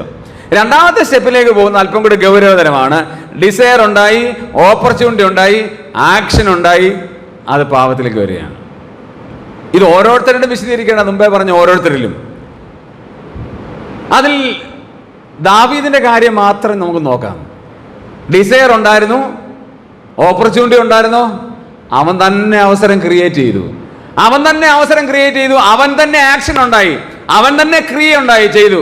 തൽഫലമായിട്ട് എന്ത് സംഭവിച്ചു? പാപത്തിൽ അവൻ വീഴാനായിട്ടിടയായി. 3ാമത്തെ സ്റ്റെപ്പ് എന്താ അറിയാമോ? അല്പം കൂടെ ഗൗരവതരമാണ്. ഡിസയർ ഉണ്ട്, ഓപ്പർച്യൂണിറ്റി ഉണ്ട്, ആക്ഷൻ ഉണ്ട്. അതിൽ തന്നെ നമ്മൾ കണ്ടിന്യൂ ചെയ്യുകയാണെങ്കിൽ എന്താണെന്ന് അറിയാമോ? ഒരു വലിയ പണിഷ്മെന്റ് ഉണ്ട്. നമ്മളെ ശരിയാക്കാൻ വേറെ യാതൊരു മാർഗവുമില്ലെങ്കിൽ ദൈവം അവസാനത്തെ പ്രയോഗമാണ് എന്താണെന്നറിയാമോ? പണിഷ്മെന്റ്. എനിക്കൊരു യുവാവിനെ അറിയാം. ആ യുവാവിനോട് ഞാൻ വളരെ കാലഘട്ടത്തിൽ അദ്ദേഹത്തിൻ്റെ പാപത്തെക്കുറിച്ചൊക്കെ ബോധ്യം വരുത്തിക്കൊണ്ടിരുന്നു, കൂടെ ബോധ്യം വരുത്തിക്കൊണ്ടിരുന്നു. പക്ഷെ അദ്ദേഹം കേൾക്കാനായിട്ട് തയ്യാറായില്ല. അദ്ദേഹം പറഞ്ഞു, സാറ് പറയുന്നതെല്ലാം ശരിയാ, പക്ഷേ എനിക്ക് കൺട്രോൾ ചെയ്യാൻ പറ്റുന്നില്ല, എനിക്ക് എന്നെ കൊണ്ട് പറ്റൂല. അദ്ദേഹം ഒരു മധ്യവയസ്കനായി സഭയിൽ വളരെ ആക്റ്റീവായി. ആ സമയത്തിലും അദ്ദേഹം രഹസ്യമായ പാപങ്ങൾ ചെയ്തുകൊണ്ടേയിരുന്നു, ആർക്കും അറിയില്ല. മധ്യവയസ്കനായപ്പോഴും ഞാനിങ്ങനെ പറഞ്ഞുകൊണ്ടിരുന്നു, ഇത് ചെയ്യുന്നത് ശരിയല്ല, നിങ്ങൾ ചെയ്യുന്നത് ശരിയല്ല, ദൈവത്തിൻ്റെ സന്നിധിയിൽ ഏറ്റവും വലിയ തെറ്റാണ്, അങ്ങനെ പാടില്ല. സാറില്ല, ഞാൻ അങ്ങനൊന്നും ചെയ്യുന്നില്ലല്ലോ. ആര് പറഞ്ഞു? വല്ല തെളിവുണ്ടോ ചെയ്യുന്നത് കാണാൻ? തെളിവുണ്ടോ? നമുക്ക് തെളിവില്ല. കാരണം നമ്മളിപ്പോൾ അദ്ദേഹത്തിന് പുറകെ വെബ് ക്യാമറ കൊണ്ട് നടക്കാറില്ലല്ലോ, CCTV ക്യാമറ കൊണ്ട് നടക്കാറില്ലല്ലോ. ഇപ്പോൾ തെളിവൊന്നുമില്ല, ഞങ്ങൾ തെളിവൊന്നുമില്ല. അവസാനം അദ്ദേഹത്തിന് ഒരു രോഗം പിടിച്ചു. രോഗത്തിൻ്റെ സമയത്ത് ഞങ്ങൾ ചെന്ന് പറഞ്ഞു, ഇനി അവസരമുണ്ട്, ക്ഷമ ചോദിക്കാൻ അവസരമുണ്ട്, സോറി പറയാനുള്ള അവസരമുണ്ട്, മടങ്ങി വരാൻ പറ്റും, എന്തെങ്കിലും ഉണ്ടോ? അവസാനം അദ്ദേഹം മരിക്കുന്നതിന് കേവലം മണിക്കൂറുകൾക്ക് മുമ്പ് ഞാൻ അദ്ദേഹത്തോട് പേഴ്സണലി സംസാരിക്കാൻ വേണ്ടി ഹോസ്പിറ്റലിൽ കടന്നു. ഞാൻ അദ്ദേഹത്തോട് പേഴ്സണലി, മറ്റാരും ആ ഹോസ്പിറ്റലില്ല, ആ റൂമിൽ ഞങ്ങൾ രണ്ടും മാത്രമേ ഉള്ളൂ. ഞാൻ അദ്ദേഹത്തോട് ചോദിച്ചു, ഇത്രയും നാൾ ചെയ്തതിനൊക്കെ ഒരു കുറ്റബോധമുണ്ടോ? ഇനി ലാസ്റ്റ് അവസരമാണ്. അദ്ദേഹം മരിക്കുമെന്ന് ഓങ്കോളജിസ്റ്റ് പറഞ്ഞു, പോവാണ്, മരണത്തിലേക്ക് പോവാണ്. ഫാദർ നിങ്ങൾക്ക് ബേക്കാതെ ഏനാതൊരു ബേക്കാതെ കൊടുവ, അവർ എന്താ ഈ അന്ത്യകൂദാശ കൊടുക്കുന്ന സിസ്റ്റം ആണല്ലോ അവരുടെ. അപ്പോൾ പറയണേ ഫാദർ മുള്ളസിലാണ്. അപ്പോൾ അന്ത്യകൂദാശ കൊടുക്കാൻ വേണ്ടിയാണ് ഫാദർ എന്നെ കിടത്തി വിട്ടിരിക്കുകയാണ്. അപ്പോൾ അന്ത്യകൂദാശ നമ്മൾ കൊടുക്കാനില്ലല്ലോ. അപ്പോൾ ഞാൻ ലാസ്റ്റിൽ സംസാരിക്കാൻ വേണ്ടി ചെന്നിരിക്കുകയാണ്, വേറെ മാർഗങ്ങളൊന്നുമില്ല. ഞാൻ ചോദിച്ചു, ഇനിയെങ്കിലും ആ തെറ്റുകൾ ബോധ്യമായോ? അദ്ദേഹം തുറന്നു പറഞ്ഞ്, അദ്ദേഹത്തിന് പറയാൻ നാവ് എടുക്കാൻ പറ്റുന്നില്ല. അദ്ദേഹത്തിൻ്റെ കണ്ണുകളിലൂടെ കണ്ണുനീര് ധാരധാരയായി ഒഴുക്കിയിട്ട് എൻ്റെ കൈകളിൽ പിടിച്ച്, വിരലുകളിൽ പിടിച്ച് ഓരോ പ്രാവശ്യവും 3-4 തവണ, നാവ് എടുക്കാൻ പറ്റുന്നില്ല, സോറി പറയുന്ന ആ രംഗം എനിക്ക് ശരിക്കും ഫീൽ ചെയ്തു. ഞാൻ അദ്ദേഹത്തെ ഒരു രൂപാന്തരത്തിലേക്ക് വരുത്താനായിട്ടിടയായി തീർന്നു. ഞാനിത് പറഞ്ഞത് എന്തിനാ ചോദിച്ചാൽ, എൻ്റെ ലൈഫിലുണ്ടായ എക്സ്പീരിയൻസ് പറയാനിടയായെന്നു ചോദിച്ചാൽ, നമുക്ക് ദൈവം തമ്പുരാൻ ഓരോ അവസരങ്ങൾ തരും. നമ്മുടെ ദൈവത്തിൻ്റെ ഇഷ്ടം അനുസരിച്ച് പ്രവർത്തിക്കാനായിട്ട് ദൈവം ഓരോ അവസരവും. കർത്താവ് നമുക്ക് വേണ്ടി പ്രാർത്ഥിച്ചുകൊണ്ടിരിക്കുകയാണ്. കാരണം നമ്മൾ ഈ ദുഷ്ടൻ്റെ കയ്യിൽ അകപ്പെടാതെ കൊണ്ട് നമ്മളെ സൂക്ഷിച്ചുകൊണ്ടിരിക്കുക. പക്ഷേ എന്നിട്ടും കേൾക്കുന്നില്ല. ലിബറലായിട്ട് നമ്മൾ ഡെലിബറേറ്റ്ലി ദൈവത്തിൻ്റെ വാക്കുകളെ തിരസ്കരിച്ച് പോയാൽ തീർച്ചയായിട്ടും ദൈവം പിടിക്കും, ഒരു സംശയമില്ല. അതുകൊണ്ട് നമ്മൾ സൂക്ഷിക്കണം. 4-ാമത്തെ കാര്യത്തിലേക്ക് വരാം. കർത്താവിൻ്റെ പ്രാർത്ഥനയുടെ 4-ാമത്തെ കാരണം 17-ാം അധ്യായം 11-ാമത്തെ വാക്യം ഒന്ന് വായിക്കാം. യോഹന്നാന്റെ സുവിശേഷം 17-ാം അധ്യായം 11-ാമത്തെ വാക്യം. ഇനി ഞാൻ ലോകത്തിലിരിക്കുന്നില്ല, ഇവരോ ലോകത്തിലിരിക്കുന്നു, ഞാൻ നിന്റെ അടുക്കൽ വരുന്നു. പരിശുദ്ധ പിതാവേ, അവർ നമ്മെ പോലെ ഒന്നാകേണ്ടതിന് നീ എനിക്ക് തന്നിരിക്കുന്ന നിന്റെ നാമത്തിൽ അവരെ കാത്തുകൊള്ളണമേ. അപ്പൊ കർത്താവ് പ്രാർത്ഥിക്കുന്ന 4-ാമത്തെ പ്രാർത്ഥന എന്താണ്? ഞാൻ അതിനെ സമ്മറൈസ് ചെയ്ത് ഇങ്ങനെ എഴുതിയിട്ടുണ്ട്. എന്താണ്? അവർ നമ്മെ പോലെ ഒന്നാകേണ്ടതിന് പ്രാർത്ഥിക്കുന്നു. ഇത് വലിയ പ്രശ്നമായ, തിയോളജിക്കൽ പ്രശ്നമായ ഒരു കാര്യം, ഒരു സ്റ്റേറ്റ്മെൻ്റാണ്. എന്താ ഇവിടെ വായിക്കുന്നത്? നമ്മൾ ഓരോരുത്തരും ആരെ പോലെ ആകണം? കർത്താവിനെ പോലെ ആകണം. സാധ്യമാണോ? പറഞ്ഞേ, സാധ്യമാണോ? നമ്മൾ കർത്താവിനെ പോലെ ആവുമോ? എനിക്കറിയാം, ഞാൻ അതേ പറഞ്ഞുകൊണ്ട് അതൊരു തിയോളജിക്കൽ ഇഷ്യൂ ഉണ്ടാകുന്ന കാര്യമാണ്. പക്ഷേ ആ വാക്യം നമ്മളൊന്ന് ശ്രദ്ധിച്ച് വായിച്ചു. അവിടെ ഒരു പ്രത്യേക പദമുണ്ട്. എന്താണെന്നറിയാം? ആ പദം, ഒരു വാക്ക് അവിടെ ഉണ്ട്. എന്താ വാക്കെന്നറിയാം? Holy father. എന്താ അവിടെ പറഞ്ഞിരിക്കുന്നത്? പരിശുദ്ധ പിതാവേ. പരിശുദ്ധ പിതാവേ എന്ന് പറഞ്ഞിട്ട് പറയാണ്, അവർ നമ്മെ പോലെ, നാം ആയിരിക്കുന്നത് പോലെ ഒന്നാകണം. എന്ന് പറഞ്ഞാൽ അർത്ഥം എന്താ?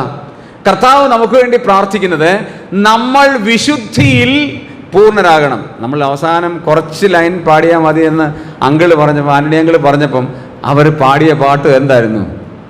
വിശുദ്ധിയെ തികച്ച് നാം ഒരുങ്ങി നിൽക്കുക. അതാണ് പാടിയത്. അപ്പം ഞാൻ ഓർത്തു, ഇന്നത്തെ സന്ദേശവും ആ പാട്ടും കൂടെ എന്ത് ചെയ്യാണ്? സിങ്ക്രണൈസ് ചെയ്യുന്നുണ്ട്, ഒരുമിച്ച് പോവുകയാണല്ലോ എന്നെനിക്ക് ബോധ്യമായി.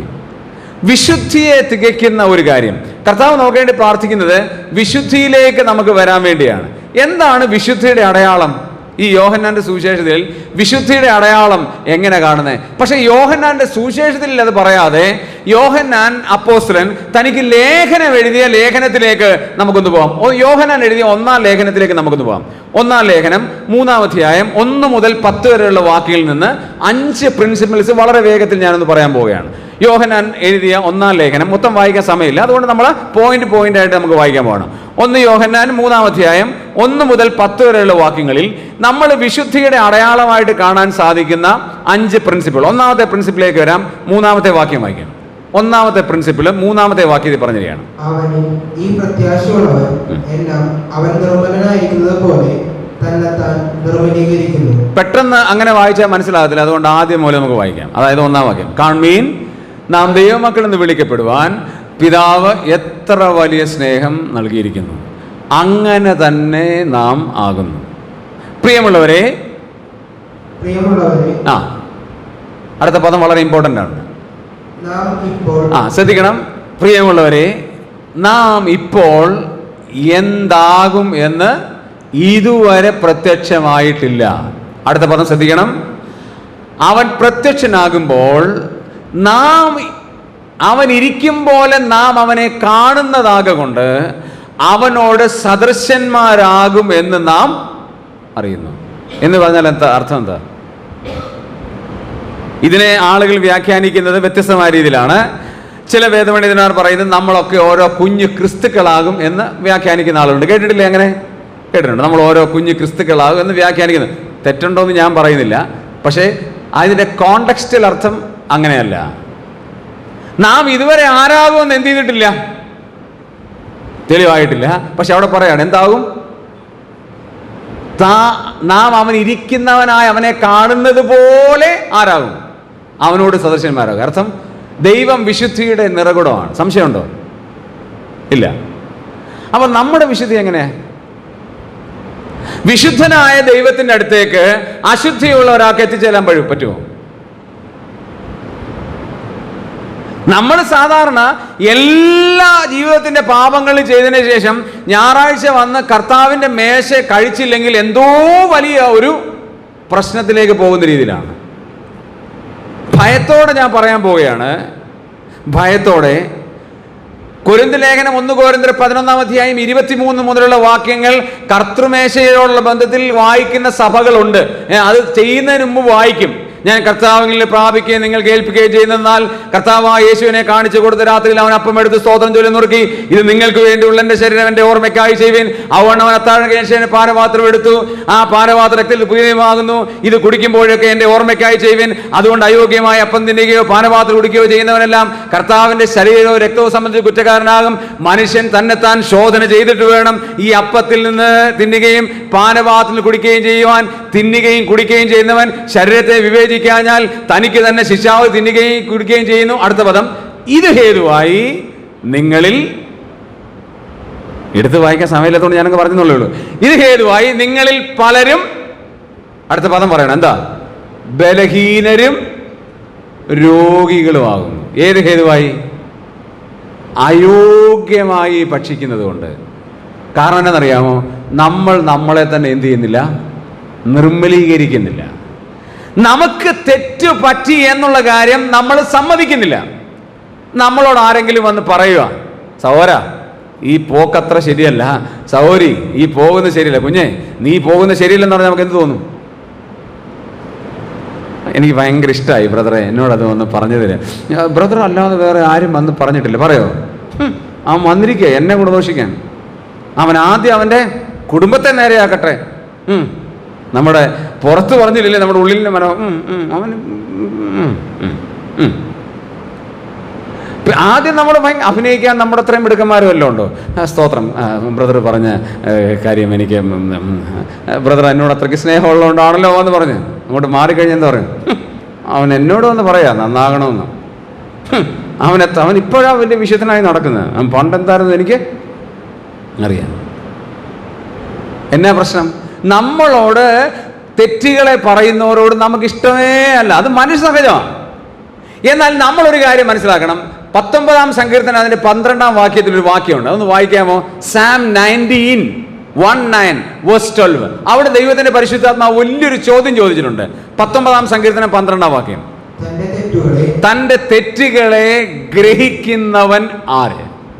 വേറെ ആരും നമ്മളോട് പറയണ്ട. നമ്മുടെ തെറ്റുകളെ നമ്മൾ തന്നെ ഗ്രഹിക്കുന്നുണ്ടോ? വേറൊരാൾ വന്ന് പറഞ്ഞാലല്ലേ പ്രശ്നം. ആരും പറയണ്ട, നമ്മൾ തന്നെ അത് ചെയ്യുന്നുണ്ടോ? ഞങ്ങൾ ഈ കൗൺസിലിംഗ് പഠിച്ചപ്പം മറ്റുള്ളവരെ കൗൺസിൽ ചെയ്യുന്നതിന് മുമ്പ് ഞങ്ങൾക്ക് ആദ്യത്തെ സ്റ്റെപ്പ് എന്നുള്ളത് സെൽഫ് ഇവാലുവേഷൻ എന്നുള്ളതാണ്.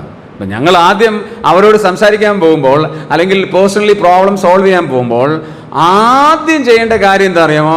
സ്വയം ഒന്ന് ഇവാലുവേറ്റ് ചെയ്യണം. എന്ന് പറഞ്ഞാൽ, are you ready to do that?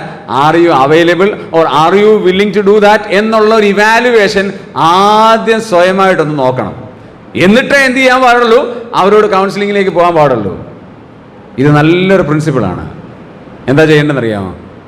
എന്ത് ചെയ്യുന്നു എന്ന് നോക്കണം. നമ്മളെ തന്നെ, നമ്മുടെ തെറ്റുകളെ തന്നെ ഒന്ന് അപഗ്രഥിക്കണം.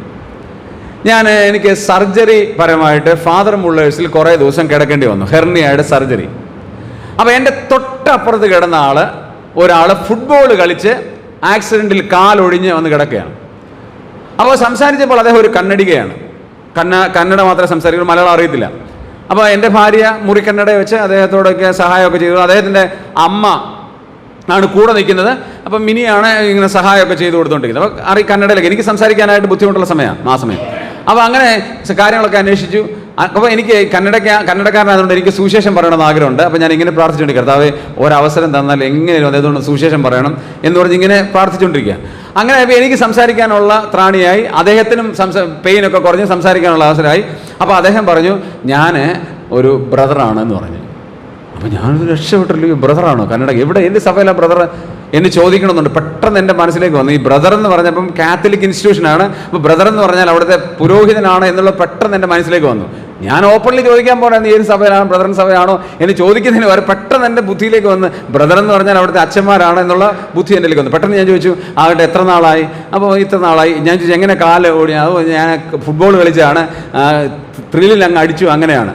അപ്പോൾ ഞാൻ അദ്ദേഹത്തെ ചോദിച്ചു, നിങ്ങളുടെ ലൈഫ് ഈ സെമിനാറിലെ ജീവിതം എങ്ങനെയാണ് എന്നൊക്കെ ചോദിച്ചു. അപ്പോൾ അദ്ദേഹം പറഞ്ഞൊരു ലൈഫ് ഹിസ്റ്ററി ഭയങ്കര ഇമ്പോർട്ടൻ്റ് ആണ്. അദ്ദേഹം പറഞ്ഞറിയാം, ഞങ്ങൾക്ക് 2 രജിസ്റ്റർ ഉണ്ട്. രാവിലെ ഒരു രജിസ്റ്റർ ഉണ്ട്, വൈകുന്നേരം ഒരു രജിസ്റ്റർ ഉണ്ട്. അപ്പോൾ ഞാൻ എന്തിനാണ് രജിസ്റ്റർ? രാവിലെ നിങ്ങൾ പോകുന്നതിന് മുമ്പ് എന്തെല്ലാം ചെയ്യണമെന്നുള്ളത് ആ രജിസ്റ്ററിനകത്ത് എഴുതണം. എന്നിട്ട് വൈകിട്ട് ആ രജിസ്റ്ററിനകത്ത് എന്തെല്ലാം കാര്യങ്ങൾ ചെയ്തു എന്ന് എഴുതണം. അവരുടെ സുപ്പീരിയർ വന്ന് എല്ലാ ദിവസവും അത് ഇവാലുവേറ്റ് ചെയ്യുമെന്ന് പറഞ്ഞു. അപ്പോൾ നല്ലതായിട്ട് എനിക്ക് തോന്നി.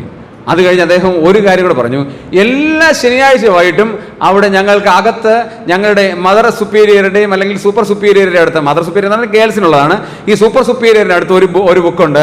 അതിനകത്ത് കഴിഞ്ഞ ഒരാഴ്ച പകൽക്കാലം വന്നുപോയ തെറ്റുകൾ ഏറ്റു പറഞ്ഞ് എഴുതുന്ന ഒരു ഡേറ്റ് ആണെന്ന് പറഞ്ഞു.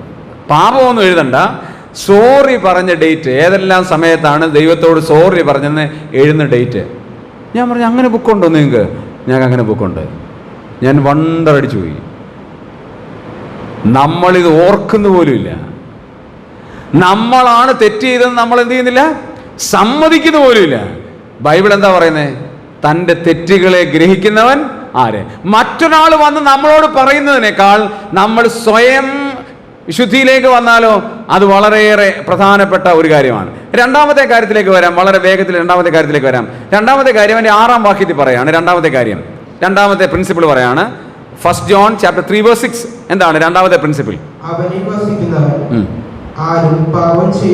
പ്രശ്നമാണ് ഈ വാക്യം. കർത്താവിൽ വസിക്കുന്നവർ ആരും എന്ത് ചെയ്യുന്നില്ല? പാപം ചെയ്യുന്നില്ല. അപ്പം നമ്മൾ പാപം ചെയ്യുന്നില്ലേ? പിന്നെ പാപം ചെയ്യാതെ എപ്പോഴാണ് ഇരിക്കുന്നുള്ളതാണ് പ്രശ്നം. നമ്മളെപ്പോഴും പാപം ചെയ്യുക. അപ്പോൾ ഈ കർത്താവിൽ വസിക്കുന്നവൻ പാപം ചെയ്യുന്നില്ലെന്ന് പറഞ്ഞ അർത്ഥം എന്താ? അതിൻ്റെ അർത്ഥം സിമ്പിളാണ്. അതിൻ്റെ ഗ്രീക്ക് പദത്തിന് അവിടെ കൊടുത്തിരിക്കുന്ന അർത്ഥം കണ്ടിന്യൂസ് ടെൻസിലാണ് ഉപയോഗിച്ചിരിക്കുന്നത്. അവനിൽ വസിക്കുന്നവൻ ആരും പാപത്തിൽ തുടരുന്നില്ല എന്ന് പറഞ്ഞാൽ കണ്ടിന്യൂസ് പാപം ചെയ്യാനായിട്ട് എന്ത് ചെയ്യുന്നില്ല, ശ്രമിക്കാറില്ല. ഒരു പാപത്തിൽ വീണ് കഴിഞ്ഞാൽ അത് ഭയങ്കര പ്രശ്നമാണ്. ഞങ്ങളുടെ ഒരു സഹോദരന് ആടുണ്ട്. 10-22 സെൻറ്റുള്ള ഒരു വീട്ടിലാണ് അദ്ദേഹം താമസിക്കുന്നത്. അദ്ദേഹത്തിന് ആട്ടിൻ കൂട്ടമുണ്ട്. 3 ലെയറായിട്ട് ആടിനെ കൂട് വെട്ടി തെളിച്ച് അതിനകത്ത് 3 ലെയറായിട്ടാണ് ആടിനെ പരിപാലിക്കുന്നത്. അപ്പോൾ ഇടയ്ക്ക് ഞാൻ അവിടെ ചെല്ലുമ്പം ഞാൻ ഈ ആടിനെ എനിക്ക് ഭയങ്കര ഇഷ്ടമായതുകൊണ്ട് ഈ ആടിനെയൊക്കെ പിടിച്ച് ഇങ്ങനെ കൊണ്ടുവരും. അപ്പോൾ ഈ ആട് ശുദ്ധിയുള്ള സ്ഥലത്ത് മാത്രമേ വരത്തുള്ളൂ. അതിനെ ചെളിയുള്ള ഭാഗത്തോട്ട് എത്ര വലിച്ചാലും എന്ത് ചെയ്യല വരത്തില്ല, ഭയങ്കരമായിട്ട് ബലം പിടിച്ച് നിൽക്കുക. പക്ഷെ ഒരു പന്നിയെ ബലവും പിടിക്കേണ്ട, ഒന്നും പിടിക്കേണ്ട, ചെളി കണ്ടാൽ അതിലേക്ക് എന്ത് ചെയ്യും, എന്ത് സ്റ്റൈലായിട്ടാണ് അതിലേക്ക് പോകുന്നത്. ഇതാണ് ദൈവ പൈതലും അല്ലാത്ത ആളുമായിട്ടുള്ള വ്യത്യാസം. പാപം ചെയ്തിൽ കണ്ടിന്യൂ ചെയ്യുന്നില്ല.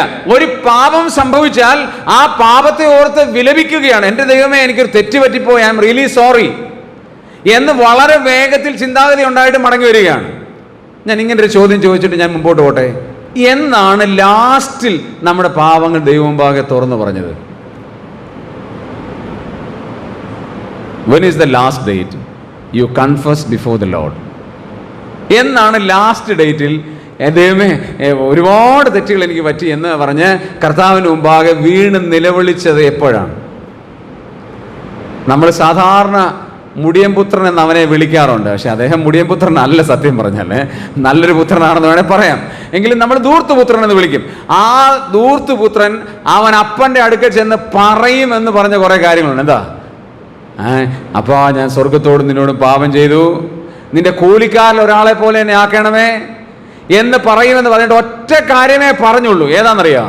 അപ്പാ സ്വർഗത്തോട് നിന്നോട് പാപം ചെയ്തു എന്ന് മാത്രമേ പറഞ്ഞുള്ളൂ. ബാക്കി പറയാൻ അപ്പൻ അവസരം കൊടുത്തില്ല. അവനെ സ്നേഹവായ്പോടെ അപ്പൻ സ്വീകരിച്ചു. ആ ആറ്റിറ്റ്യൂഡാണ് ഇമ്പോർട്ടൻ്റ്. തെറ്റുപറ്റിപ്പോയി എന്ന് ദൈവത്തിൻ്റെ സന്നിധിയിൽ സ്വയമായി ഏറ്റു പറയുന്ന ആറ്റിറ്റ്യൂഡാണ് ഏറ്റവും ഇമ്പോർട്ടൻ്റ്. മൂന്നാമത്തെ പ്രധാനപ്പെട്ട കാര്യത്തിലേക്ക് വരാം. ഏഴാമത്തെ വാക്യം മൂന്നാമത്തെ വിശുദ്ധിയുടെ പ്രിൻസിപ്പിൾ നമുക്ക് കാണാൻ പറ്റും. നമ്മൾ കർത്താവ് നമുക്ക് വേണ്ടി പ്രാർത്ഥിക്കുന്നു, തെറ്റിലേക്ക് അകപ്പെടരുത്, ഒന്നാകണം, ക്രിസ്തുവിൻ്റെ അതേ സ്വഭാവം ഉണ്ടാകണമെങ്കിൽ നീതി പാലിക്കണം. ഏഴാം വാക്യം ഒന്ന് വായിക്കാം. കുഞ്ഞുങ്ങളെ, ആരും നിങ്ങളെ തെറ്റിക്കരുത്. അവൻ നീതിമാനായിരിക്കുന്നത് പോലെ നീതി ചെയ്യുന്നവൻ നീതി പാലിക്കുക. ഞാനതിനെ ഇങ്ങനെ അങ്ങ് വിശദീകരിക്കാൻ പോവുകയാണ്. നമുക്കെല്ലാവർക്കും സ്വർഗത്തിലേക്ക് പോകാൻ ഇഷ്ടമല്ലേ? പിന്നെ എപ്പോൾ പോകണമെന്നുള്ളതേ ഉള്ളൂ പ്രശ്നം. പോകാൻ ഇഷ്ടമാണ്, ഇപ്പോൾ ഉടനെ ഒന്നും വേണോ? ഞാനൊരു യുവാവായിരുന്നപ്പോൾ ഞാനും പ്രാർത്ഥിക്കുമായിരുന്നു, കർത്താവേ ഉടനെ ഒന്നും എന്നെ എന്ത് ചെയ്യരുത്, മരിപ്പിക്കരുത്, ഉടനെ ഒന്നും കർത്താവ് വരരുത്. എൻ്റെ കാര്യമാണ് ഞാൻ പറഞ്ഞത്, ഞാൻ പ്രാർത്ഥിച്ചിട്ടുള്ള കാര്യമാണ് പറഞ്ഞത്. ഞാൻ കല്യാണമൊക്കെ കഴിച്ച് 2-3 പിള്ളേരൊക്കെ ആയിട്ട് മാത്രമേ കർത്താവ് വരാമെന്ന് ആത്മാർത്ഥമായിട്ട് പ്രാർത്ഥിച്ച കേട്ടോ, കള്ളത്തരം പറഞ്ഞല്ല, ആത്മാർത്ഥമായിട്ട് പ്രാർത്ഥിച്ച ഒരാളാണ് ഞാൻ. കർത്താവ് ഉടനെ ഒന്നും വരരുതേ. കാരണം എൻ്റെ ചെറുപ്പത്തിൽ എൻ്റെ ഒരു വലിയ പ്രതീക്ഷകളായിരുന്നു ഓരോന്നിനെ കുറിച്ച്. നമുക്ക് അങ്ങനെ ആയിരുന്നു. നമുക്ക് കർത്താവിൻ്റെ അടുത്ത് പോകണമെന്ന് ആഗ്രഹമുണ്ട്, എപ്പോഴാണെന്നുള്ളതേ ഉള്ളൂ പ്രശ്നം. കുറേ കഴിഞ്ഞിട്ട് പോയാൽ മതി. ഞാൻ ഇങ്ങനെ ചോദിക്കട്ടെ, അവിടെ ചെല്ലുമ്പം എന്ത് കിട്ടും?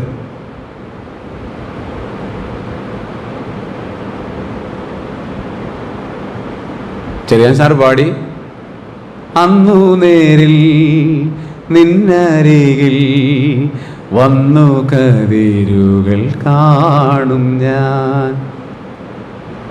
വാങ്ങുമെന്നല്ല എഴുതിയത്, കാണുമെന്നാണ് എഴുതിയത്. ഞാൻ അതിലേക്ക് പോകുന്നില്ല. കർത്താവിൻ്റെ സന്നിധിയിൽ ചെല്ലുമ്പം നമുക്ക് വല്ലതും കിട്ടുമോ? ഉറക്കെ ഒന്ന് പറയാൻ പറ്റുമെങ്കിൽ ഒന്ന് പറഞ്ഞു നോക്ക്. കിട്ടുമോ?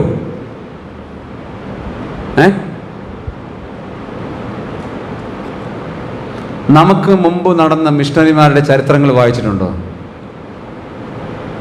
ആരെങ്കിലും ബുക്ക് വായിക്കുന്ന സ്വഭാവമുള്ളവരുണ്ടോ? മാർട്ടിയേഴ്സ് ഓഫ് ലൈഫ് എന്ന് പറഞ്ഞൊരു ബുക്കുണ്ട്, വായിച്ചിട്ടുണ്ടോ? രക്തസാക്ഷികളുടെ ജീവചരിത്രം. ഒരു നല്ല മനുഷ്യൻ എന്ന് പറഞ്ഞൊരു ബുക്കുണ്ട്, വായിച്ചിട്ടുണ്ടോ? ഇതൊക്കെ വായിക്കണം. ഓരോ മിഷണറിമാരെ സുവിശേഷത്തിന് വേണ്ടി കഷ്ടം അനുഭവിച്ച്, ജാംദാര എന്ന് പറയുന്ന ഒരു സ്ഥലമുണ്ട്, നമുക്കൊരു സ്കൂളുണ്ട്, നമുക്കൊരു മിഷണറി ഹണ്ട് ഉണ്ട്. അവിടെ സന്തോഷ ബ്രദറാണ് അവിടെ വർക്ക് ചെയ്യുന്നത്. അവിടെ ഞാൻ പോകാനിടയായപ്പോൾ അവിടുത്തെ ഗ്രേവ് യാർഡിലേക്കൊന്ന് പോയി, അവിടെ സെമിത്തേരിയിലേക്കൊന്ന് പോയി. എത്ര ശവക്കല്ലറകളാണ് അവിടെ ഉള്ളത്. 3 മാസം, 9 മാസം, 12 മാസം, 11 മാസം. എന്തിന്? തൃശ്ശൂർക്ക് നിങ്ങൾക്ക് പറയാൻ ഒരുപാട് ചരിത്രമുണ്ടല്ലോ, അങ്ങ് വരെ പോകേണ്ട ആവശ്യമില്ലല്ലോ. എത്ര മിഷണറിമാരെ ഇവിടെ അടക്കിയിട്ടുണ്ട്, എത്ര കുഞ്ഞു പിള്ളേരെ അടക്കിയിട്ടുണ്ട്. 1800-കളിൽ അവർ പ്രവർത്തനത്തിന് വേണ്ടി ഇവിടെ വന്നു. കഷ്ടം അനുഭവിച്ചു. നമ്മൾ ഇന്ന് ഇംഗ്ലീഷ് പറയുന്നു, നമ്മളിന്ന് നമ്മുടെ മലയാളത്തിൽ പ്രസംഗിക്കുന്നു, നമ്മുടെ ഭാഷയിൽ ബൈബിൾ കിട്ടി. ഇതിൻ്റെ പിമ്പിൽ അധ്വാനിച്ച് എത്ര പേരുണ്ടെന്നറിയാമോ? നമ്മളിന്ന് സുന്ദരമായ ഉടുപ്പും കോട്ടും ഒക്കെ ഇട്ടിരിക്കുന്നു. എന്നാൽ നമ്മളെ രക്ഷയിലേക്ക് നയിക്കാൻ നമുക്ക് വേണ്ടി കഷ്ടപ്പെടാൻ എത്ര ആയിരങ്ങൾ പിമ്പിൽ കഷ്ടപ്പെട്ടു എന്ന് നമ്മൾ എപ്പോഴും ചിന്തിക്കാറുണ്ടോ? ആരൊക്കെ ഇതിൻ്റെ പിമ്പിൽ അധ്വാനിച്ചെന്ന് ചിന്തിക്കാറുണ്ടോ? നമ്മളും പറയാണ്, ഞാൻ ഒരുപാട് പേരെ രക്ഷയിലേക്ക് നയിച്ചിട്ടൊക്കെ ഉണ്ട്, അതുകൊണ്ട് എനിക്കും ചിലപ്പോൾ വല്ലതും ഒക്കെ എന്ത് ചെയ്യും, കിട്ടുമായിരിക്കും എന്നൊക്കെ പ്രതീക്ഷിച്ചിരിക്കുക. പക്ഷെ അവിടെ ചെല്ലുമ്പം ഇതൊന്നും ഇല്ലെങ്കിലുള്ള അവസ്ഥയെന്ന് ഓർത്ത് നോക്കിയേ. ഇവിടെ ഭയങ്കര പേരായിരുന്നു.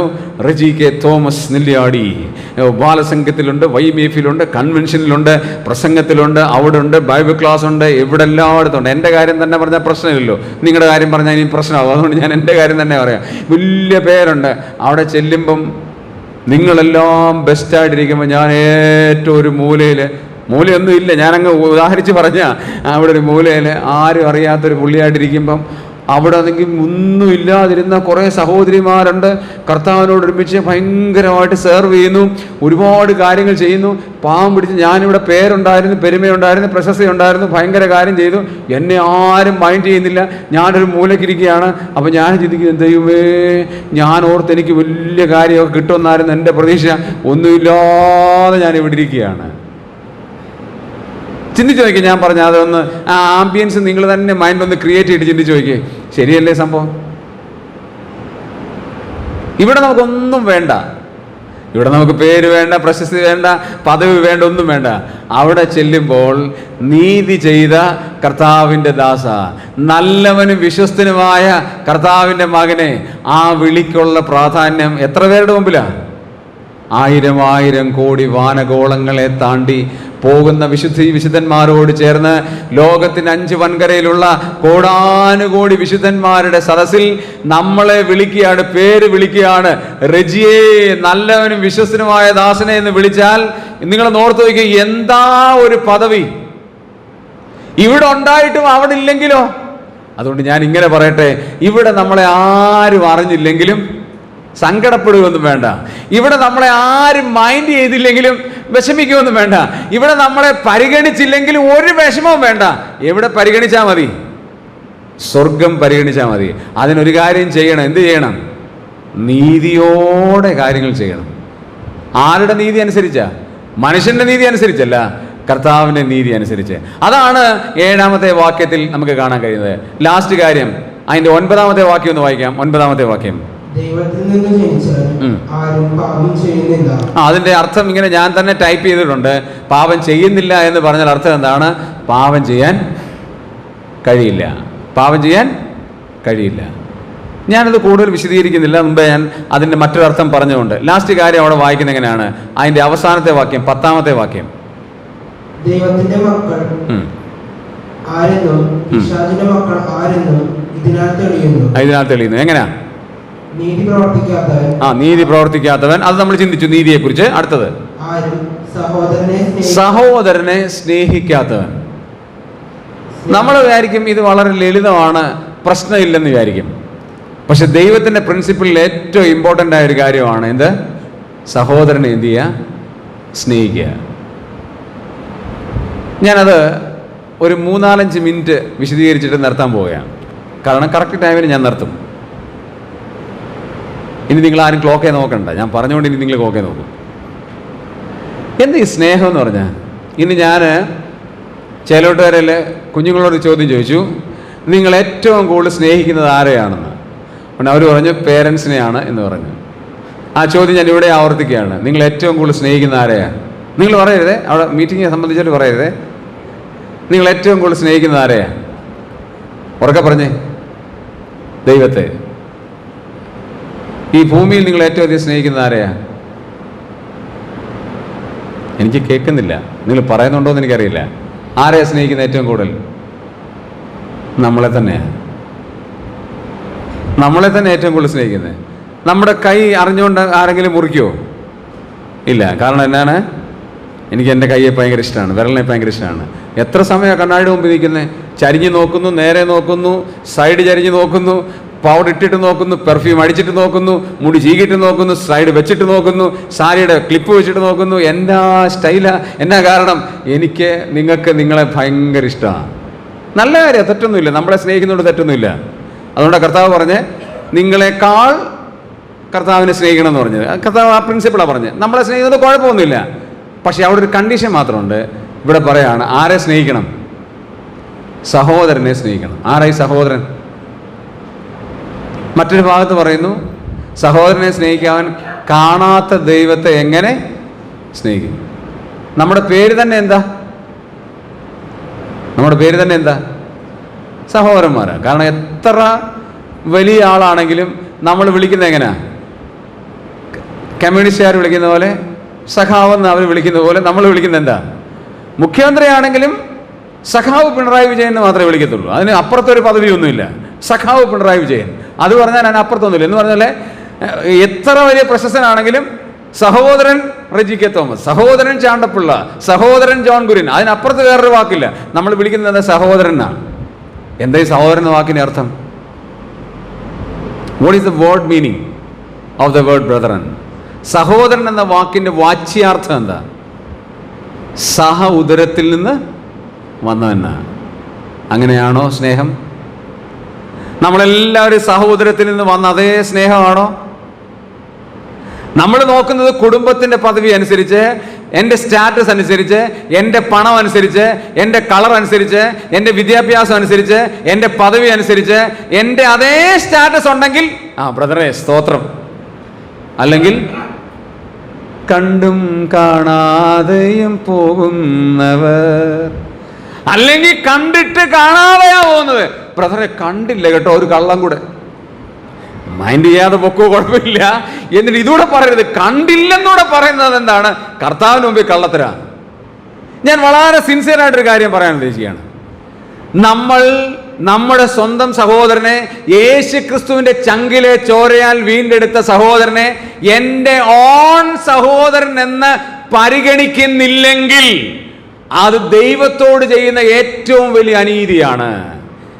എൻ്റെ ക്രിസ്തുവിലുള്ള സഹോദരനെ ഏത് കളറുള്ളവനായാലും, ഏത് ആദിവാസിയായാലും, ഏത് രാജ്യത്ത് ജനിച്ചവനാണെങ്കിലും, ഏത് ഉപഭൂഖണ്ഡത്തിലുള്ള ആളാണെങ്കിലും അവനെ കർത്താവ് വീണ്ടെടുത്തതാണ്. കർത്താവിൻ്റെ സ്നേഹത്താൽ തിരഞ്ഞെടുക്കപ്പെട്ട ആളാണ്. കർത്താവിന് അവനെ പരിഗണിക്കാമെങ്കിൽ, കർത്താവിന് അവനെ കരുതാമെങ്കിൽ നമുക്കെന്തുകൊണ്ട് കരുതിക്കൂടാ? നിസ്സാരപ്പെട്ട കാര്യമല്ലിത്. ഞാൻ അവസാനിപ്പിക്കട്ടെ. കർത്താവ് നമുക്ക് വേണ്ടി പ്രാർത്ഥിക്കുന്നുണ്ട്. എന്തിനാണെന്നറിയാമോ? നമ്മളും പിതാവും ഒന്നായിരിക്കുക എന്നുള്ളതിൻ്റെ അർത്ഥം വിശുദ്ധിയിൽ തികഞ്ഞവരായിരിക്കുക എന്നുള്ളതാണ്. ഒരുപാട് മിസ്റ്റേക്സ് നമുക്കുണ്ട്. പക്ഷെ നമ്മുടെ തെറ്റുകളെ നമ്മൾ തന്നെ ഒന്ന് ഇവാലുവേറ്റ് ചെയ്ത് ദൈവത്തിലേക്ക് വരാം. 2 മിനിറ്റ് അവശേഷിക്കുമ്പോൾ നമ്മുടെ കണ്ണുകളെ നമുക്ക് ദൈവസന്നിധിയിൽ അടയ്ക്കാം. ഈ 2 ദിവസം നമ്മൾ ദൈവത്തിൻ്റെ വചനം ചിന്തിക്കാനിടയായത് യേശു കർത്താവ് നമുക്ക് വേണ്ടി പ്രാർത്ഥിക്കുന്നു എന്നുള്ള ആ വലിയൊരു കാര്യമാണ്. നമ്മളുടെ ആഴം എത്ര വലുതാണ്, അതിൻ്റെ വിഷയത്തിൻ്റെ ആഴം എത്ര വലുതാണ്. യാതൊരു പദവിയും ഇല്ലാതിരുന്ന, യാതൊരു യോഗ്യതയും ഇല്ലാതിരുന്ന, ദൈവം നമ്മെ സ്നേഹിച്ചില്ലെങ്കിൽ നമുക്ക് യാതൊരു യോഗ്യതയുമില്ല. എന്നിട്ടും സ്വർഗത്തിലെ ദൈവം നമ്മെ സ്നേഹിച്ചു.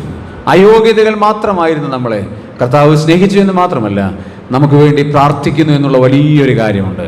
അത് ദുഷ്ടൻ്റെ കയ്യിൽ അകപ്പെടാതെ വണ്ണം പ്രാർത്ഥിക്കുകയാണ്. നാം ഓരോരുത്തരും കർത്താവിന് വേണ്ടി ഉള്ളവരായതുകൊണ്ട് നമുക്ക് വേണ്ടി പ്രാർത്ഥിക്കുകയാണ്. നാം ഓരോരുത്തരും കർത്താവിൻ്റെ സ്വന്തമായതുകൊണ്ടാണ് നമുക്ക് വേണ്ടി പ്രാർത്ഥിക്കുന്നത്. നമ്മൾ ലോകത്തിലിരിക്കുന്നതുകൊണ്ടാണ് കർത്താവ് നമുക്ക് വേണ്ടി പ്രാർത്ഥിക്കുന്നത്. നാം ഒന്നാകണമെന്ന് കർത്താവിന് വലിയ ആഗ്രഹമുള്ളതുകൊണ്ടാണ്, പിതാവിനെയും പുത്രനെയും പോലെ വിശുദ്ധിയിൽ ഒന്നായി കർത്താവിൻ്റെ സന്നിധിയിൽ എത്തണമെന്നുള്ള വലിയ ആഗ്രഹമുള്ളതുകൊണ്ടാണ് കർത്താവ് നമുക്ക് വേണ്ടി പ്രാർത്ഥിക്കുന്നത്. പ്രിയമുള്ളവരെ, നമ്മുടെ ജീവിതത്തിലുള്ള തെറ്റുകളെ, വ്യഭിചാരങ്ങളെ കണ്ട് തൃപ്തിപ്പെടാതിരിക്കുന്ന കണ്ണുള്ളവരാണെങ്കിൽ, ഈ ലോക ജീവിതത്തിൻ്റെ പിന്നാലെയാണ് നമ്മൾ യാത്ര ചെയ്യുന്നതെങ്കിൽ, കണ്ണ് ചൊവ്വുള്ളതാണെങ്കിൽ നമ്മുടെ ശരീരം മുഴുവനും വിശുദ്ധമായിരിക്കും എന്ന് പറഞ്ഞതുപോലെ, പ്രകാശിതമായിരിക്കും എന്ന് പറഞ്ഞതുപോലെ, നമ്മുടെ ജീവിതത്തിൻ്റെ കുറവുകളെ ഒന്നേറ്റ് പറയാം. 19-ാം സങ്കീർത്തനം 12-ാം വാക്യത്തിൽ നമ്മൾ ഓർത്തതുപോലെ, തൻ്റെ തെറ്റുകളെ ഗ്രഹിക്കുന്നവൻ ആര്? വേറെ ആരും പറയണ്ട, വേറെ ആരും നിങ്ങളെ കുറ്റം വിധിക്കേണ്ട. നമ്മൾ തന്നെ ദൈവസന്നിധിയിൽ നമ്മുടെ തെറ്റുകൾ ഒന്ന് ഇവാലുവേറ്റ് ചെയ്യാം. വേറെ ആർക്കും നിങ്ങളെ അറിയത്തില്ല, നിങ്ങൾക്ക് മാത്രമേ നിങ്ങളെ അറിയത്തുള്ളൂ. നിങ്ങൾ ചെയ്യുന്ന ആറ്റിറ്റ്യൂഡ് സിൻസ്, മനോഭാവത്തിലുള്ള പാപം വേറെ ആരും അറിയുന്നില്ല. നിങ്ങൾ രഹസ്യമായി ചെയ്യുന്ന പാപം ലോകത്തിലൊരാൾ പോലും അറിയുന്നില്ല, നിങ്ങൾ മാത്രമേ അറിയുന്നുള്ളൂ. അങ്ങനെയാണെങ്കിൽ ദൈവത്തിന് മുമ്പാകെ നിങ്ങൾ തന്നെ ഒന്ന് പറയാം, കർത്താവേ, എൻ്റെ കുറവുകളെ ക്ഷമിക്കണമേ, വിശുദ്ധനായി ജീവിപ്പാനായിട്ട് എന്നെ സഹായിക്കണമേ. അങ്ങ് എനിക്ക് വേണ്ടി പ്രാർത്ഥിക്കുന്നു എന്നുള്ള ആ വലിയ തീവ്രത ഞാൻ മനസ്സിലാക്കുകയാണ്, ആ വിഷയത്തിൻ്റെ തീവ്രത ഞാൻ മനസ്സിലാക്കുന്നു. ആകയാൽ എൻ്റെ തെറ്റുകളെ ദൈവത്തിന് മുമ്പാകെ ഞാൻ ഏറ്റുപറയുന്നു. ഒരു നല്ല ഭക്തനായി, ഒരു വിശുദ്ധനായി, നല്ല സ്വഭാവമുള്ളവനായി ജീവിക്കുവാൻ ഞാൻ ആഗ്രഹിക്കുകയാണ്. ഈ ലോകത്തിൽ എനിക്കൊന്നുമില്ലെങ്കിലും വരുന്ന ലോകത്തിൽ, നിത്യതയിൽ എനിക്ക് വലിയൊരു സമ്പത്ത് സൂക്ഷിക്കണം. അതുകൊണ്ട് ഞാൻ ഈ ലോകത്തിൽ എൻ്റെ പാപങ്ങളൊക്കെ ഏറ്റുപറഞ്ഞ് ദൈവത്തിൻ്റെ കൃപയിൽ ആശ്രയിച്ച് വിശുദ്ധനായി ജീവിക്കുവാൻ ഞാൻ ആഗ്രഹിക്കുന്നുവെന്ന് ആത്മാർത്ഥമായി ദൈവത്തോട് പറയാം. കർത്താവ് നമ്മെ സഹായിക്കട്ടെ. നമുക്ക് പ്രാർത്ഥിക്കാം.